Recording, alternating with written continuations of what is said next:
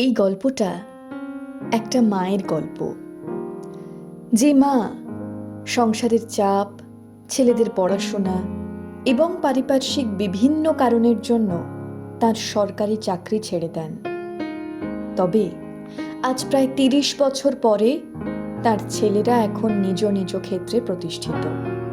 তার সংসারের চাপও কমে গেছে অনেকটাই, কিন্তু সেই চাপ থেকে মুক্তি পাওয়ার সঙ্গে সঙ্গে জীবনে আসে অবসাদ, বার্ধক্যজনিত অবসাদ।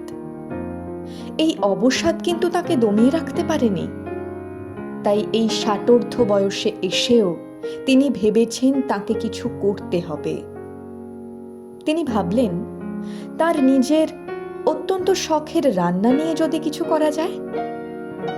সেই প্রস্তাবটাই তিনি আমাদেরকে দিলেন এবং আমরা তার সঙ্গে থাকার প্রতিশ্রুতি দিয়েছি।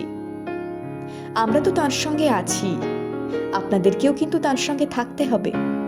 তার অবসাদময় জীবনটাকে আনন্দমুখর করে তুলতে আপনাদের থাকতেই হবে দ্য ক্রেজি নশের পাশে।